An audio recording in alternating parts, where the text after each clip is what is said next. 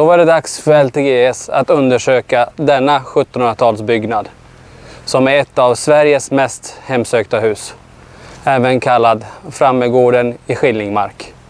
Så häng med oss på vår paranormala resa genom Sverige.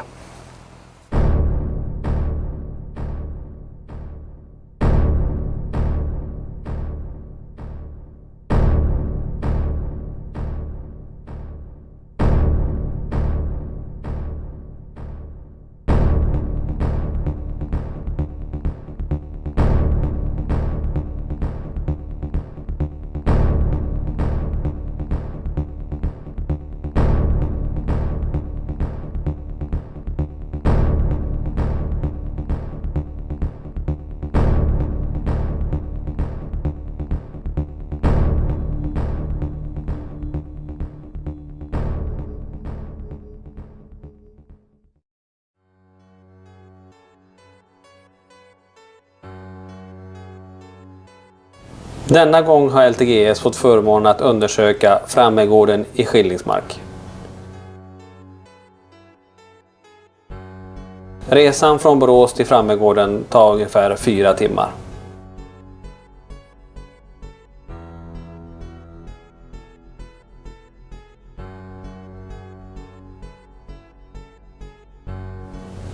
I Skillingsmark så ligger Frammegården högt belägen på en kulle med bra avstånd till närmaste granne.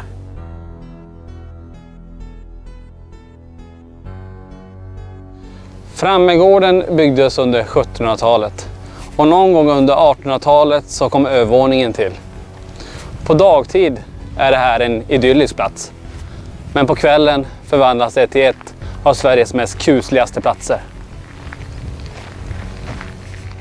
I västra Värmland, inte långt från norska gränsen, ligger Frammegården med anor från 1700-talet.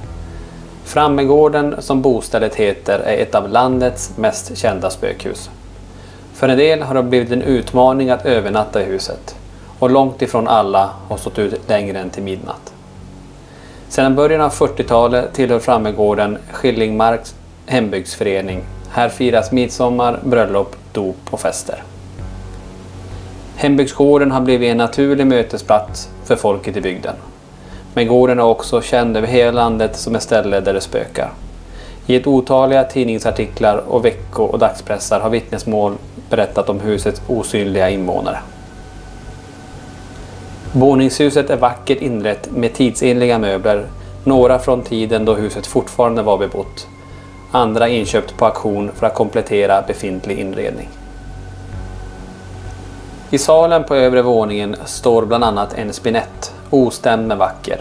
Instrumentet ska enligt sägen vara tillverkat av samma instrumentmakare som även tillverkade Carl Michael Bellmans berömda luta. Den sista bofaste på gården var Kerstin Eriksson, som i sitt testamente donerade gården till hembygdsföreningen. Hennes önskemål var att gården skulle förbli intakt och att avkastningen från tillhörande skog skulle gå till en stipendiefond för studerande ungdomar från bygden. Och så har också skett. Allt sedan gården så småningom övergick i hembygdsföreningens ägo har den varit ett utflyktsmål för spökjägare. Många av dem som har försökt övernatta i boningshuset men flytt hals över huvud efter att ha blivit skrämda på flykt. En tur till Frammegården är inget att rekommendera för dem med klena nerver. Åtminstone inte nattetid. Det här är exempel på vad personer upplevt nattetid. Gråtande barn, gungstolen som rör sig, musik som spelas från övervåningen, fotsteg som hasar över golvet, ljud av barn som plågas och gråter, dörrar som stängs, kläder som rör på sig, temperaturskillnader och känslan av att någon eller något tar stryptag om dig. Men mest spökerier lär det vara på ovanvåningen. Den värsta platsen är ett litet stängt rum intill kakelugnen. En grönmålad dörr med hasp. Ett av de kyligaste rummen på gården. Barnen har blivit instängda där utan mat och vatten och plågats i döds. Troligtvis Kerstin Eriksdotter som dog endast 4 år gammal och Nils Eriksson som dog endast 2,5 år gammal.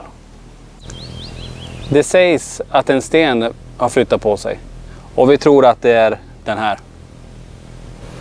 I den här källaren har personer rapporterat om en ljusgestalt som går rakt genom väggen.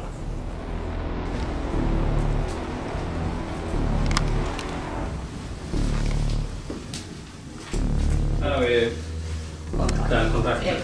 Elradiatorerna. Får se igen. Hänger med oss ända.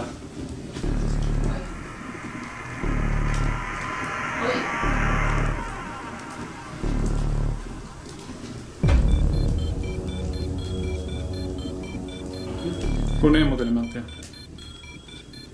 Så backar du igen.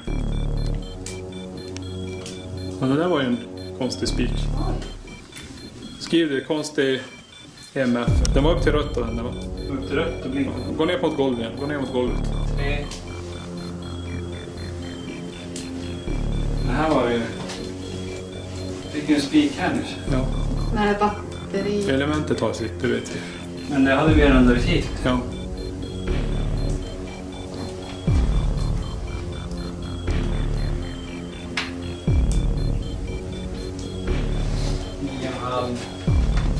Så vi kan säga 10 grader. 10 grader medel ungefär. 10,5.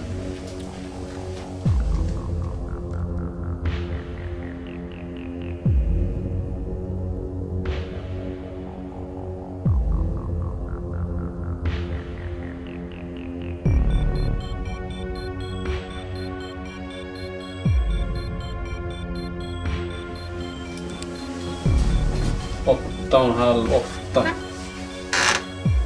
grader. 8,5.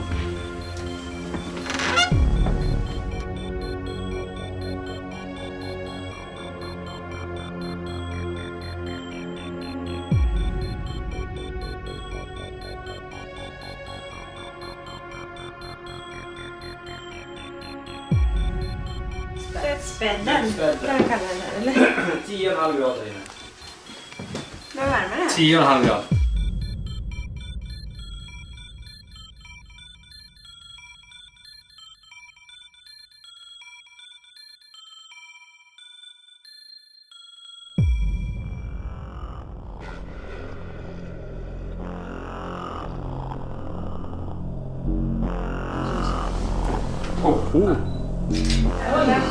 Där var ju...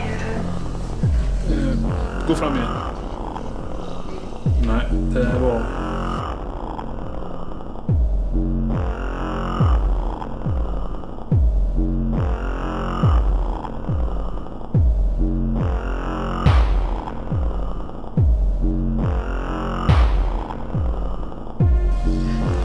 Det var...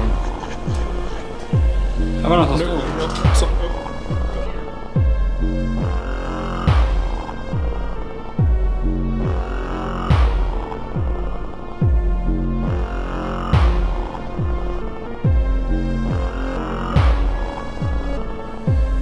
Här fick vi precis en konstig träff på EMF:en som vi inte kan förklara riktigt. Den spikar ju på båda alldeles precis nu och nu när jag kör så är det ingenting som är kvar här. Här kan det vara någon som precis stod och väntade på oss.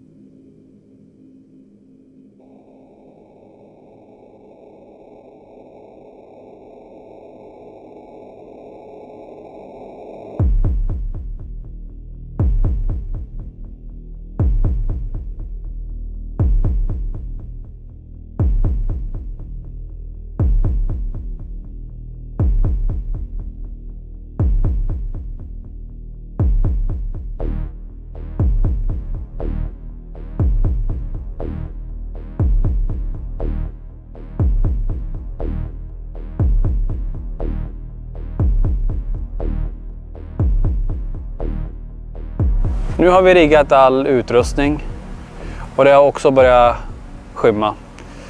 Så det är dags för LTGS att undersöka Frammegården. LTGS utför alltid sina undersökningar i totalt mörker. För oss ser det ut så här. Och för er ser det ut så här.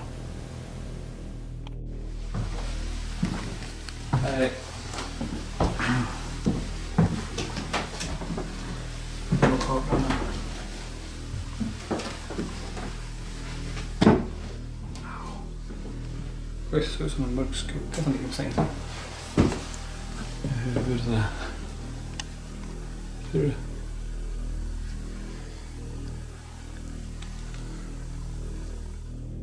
Då lägger jag en EMF-mätare här i din säng. Och jag sätter mig här också. Så om du vill komma hit så får du jättegärna göra det. Sätter dig bredvid mig och ge utslag på mätaren här.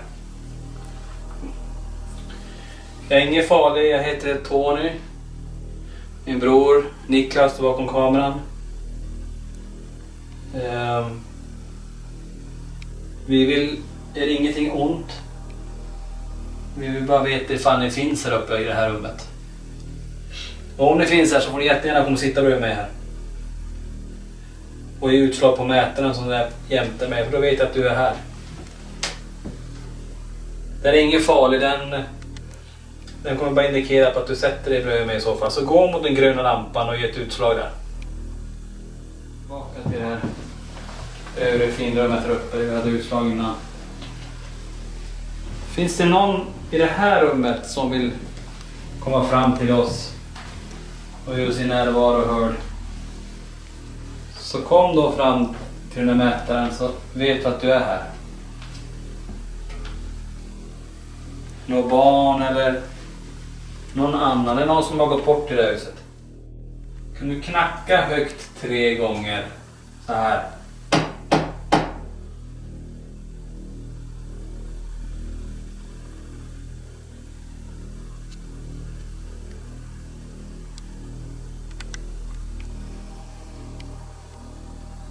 Är det någonting bakom?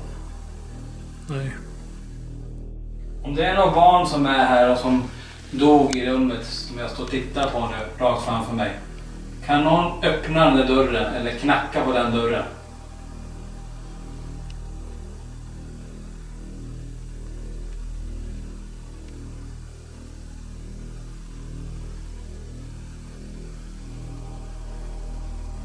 Vi ska placera ut några trigger objects i form av en bil här som ni får leka med. Ett gammalt mynt här från 1760 tror jag vet inte om du ser det.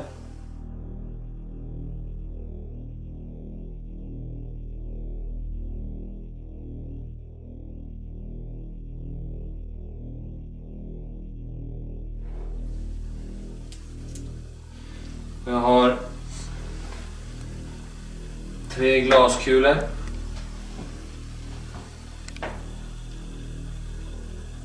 Som är med mig. Jag hade en grej till. Den ligger där. Och det här är ett mynt från 1800-talet.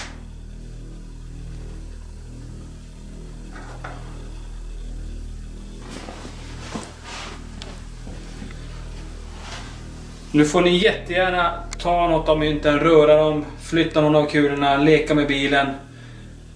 Ni kan få allting som är på bordet, det är bara att ta det i så fall. Då är vi uppe i det övre rummet, finrummet här uppe.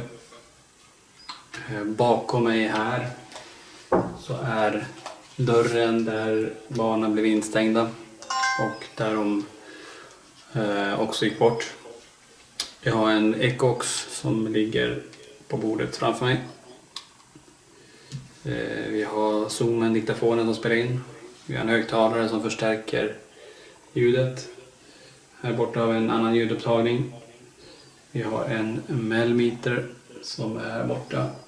Vi har en till termometer också som känner av temperaturen. Och sen på stolen bakom mig, ser inte ni nu men det ser man med den kameran där borta. Så har vi då en EMF-mätare, kotonmätare. Rakt mitt emot mig så har vi en till Night Vision-kamera som dokumenterar det som händer. Och vi har även tagit med ett ljus som vi tänkte tända för att man har rapporterat om att när man har haft olika sessioner så har det vid något tillfälle så har då ljuset blåst ut. Så då vill vi självklart testa. Så vi tänder upp ett ljus mellan oss.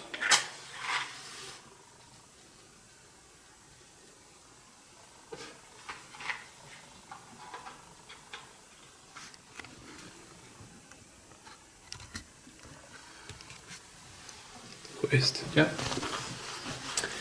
Vi ändrade från night vision till att ta bort det så att vi fick ett bättre ljus där. Den är 10:1. 10:1 nu. Och vi startar då vår första Ecovox uppe i det övre finrummet här då. Är det någon som är med oss här?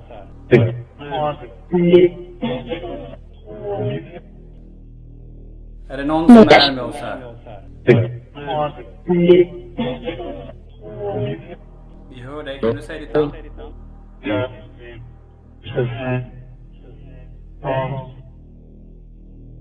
Vi hör dig, kan du säga ditt namn?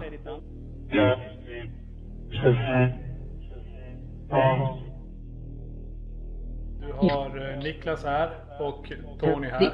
Vad heter du?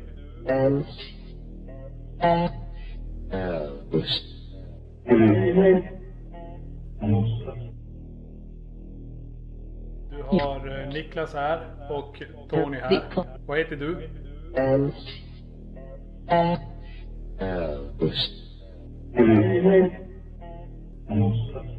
Kan du blåsa ut ljuset framför oss?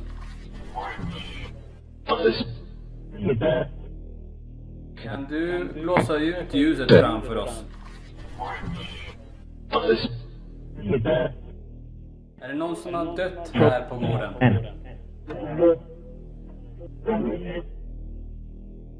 Är det någon som har dött här på gården? Kommer du visa dig för oss idag?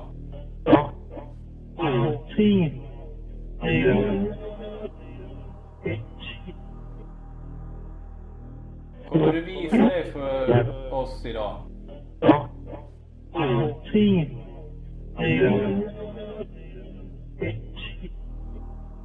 Kan du blåsa ut ljuset framför mig? Kan du blåsa ut ljuset framför mig? Var det någon barn som har dött här?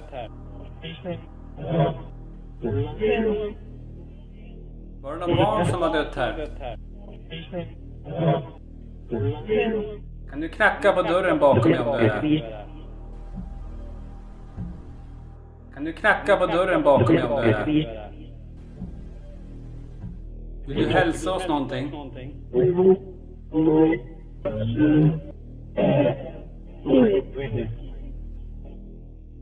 Vill du hälsa oss någonting?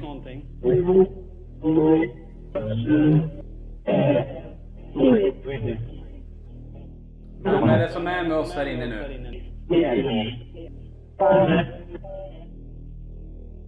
Vem är det som är med oss här inne nu? Jag tror vi avbryter här och så återkommer vi. Hej då! Så nu lägger vi här. Här har vi sett lite aktivitet, att det är farligt orb och sånt. Så vi ser om vi kan få den här att rulla också. Det står hyfsat stabilt. Sen har vi en till boll som funkar så. Krävs en ganska bra smäll för att den ska gå och blinka. Och den kommer jag lägga framför. Sådär. Och så är det väl min tur att sitta lite själv. Ska vi se här. Kör lite själv. Med EMF:en. Och bollarna här nere. Vi ser om det finns någon som vill testa knuffa då. Finns det någon i det här rummet som vill leka med bollarna här på golvet? Det är bara att komma hit och knuffa omkull då. Knuffa på den som glider lite grann. Jag tror jag sätter EMF:en här. Som ni ser så är de rätt känsliga mot stötar så. Man får vara lite på helst stabilt.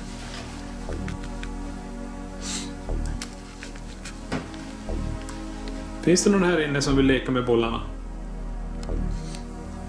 Ni får leka med dem hur mycket ni vill.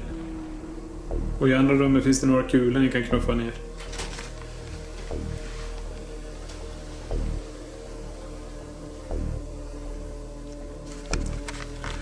Jag ska visa er. Jag är ju i ett rum. Det ser ljust ut för er. Men i själva verket ser det ut så här. Så ljust har jag det. Så jag står här nästan kolsvart. Ser typ bara mörker. Så ni förstår så är det lite svart. Där kommer ljuset tillbaka. Jag vet inte om graderna syns, men 13 grader bara i rummet. Det är kallt.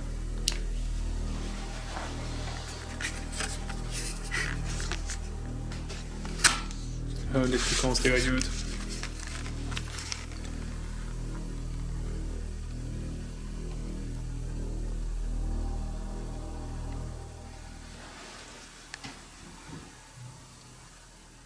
Jag ska ta och byta rum. Ska jag ta den här så får bollarna ligga kvar. Placera EMF-mätaren här vid prylarna. Nej, den ska jag lägga här på stolen, tänkte jag. Finns det någon här inne som vill leka med de här leksakerna? Jag har en grön lampa där nere på stolen. Och den bara visar vart du är. Om du går mot den så kommer det lysa upp lite grann. Eller gå till leksakerna. Du får ta kulorna, du får ta pengarna. Allt är ditt. Det är bara att ta dem. Eller knuffa på en stol. Röj den där rempodden. Och rempodden som ligger på backen är bara en liten grej som visar att du är där. Så om du går över den här stålantennen som sticker upp, en liten stålgrej, ser ut som en pinne på backen där, så kommer den lysa upp. Eller om du går och sätter igång stolen, så kommer den visa att du finns där. Och gunga med den. Kolla hur många grader vi har här inne. Jag kan se det. 13,5. 12,5. Som sagt, det är ganska kallt här inne.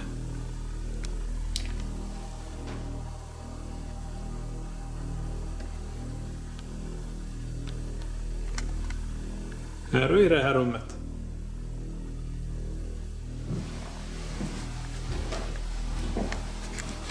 Kan du inte röra vid den här antennen här nere? Röra vid de gula, de 4 lamporna som lyser på backen.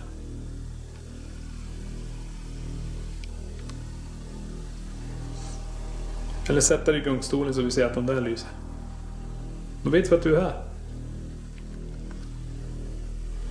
Tack så mycket, fick jag hälsa på er.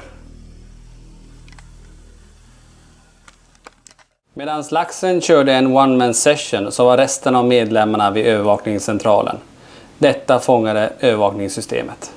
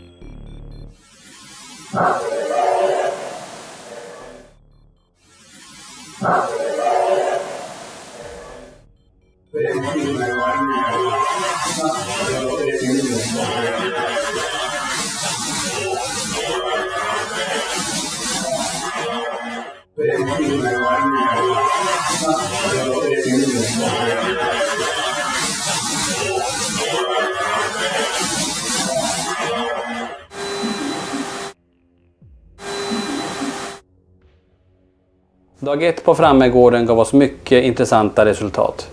Men det vi inte visste då var att dag 2 skulle bli ännu mer intensiv. Missa inte del 2 av LTGs utredning från ett av Sveriges mest hemsökta hus, Frammegården.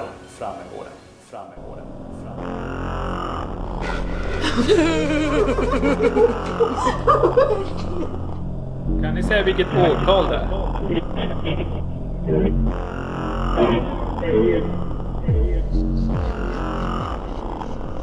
Den har legat alltså i flera timmar här utan att röra sig.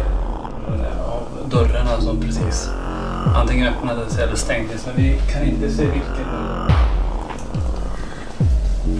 Vad är det för äcklig smak i min mun?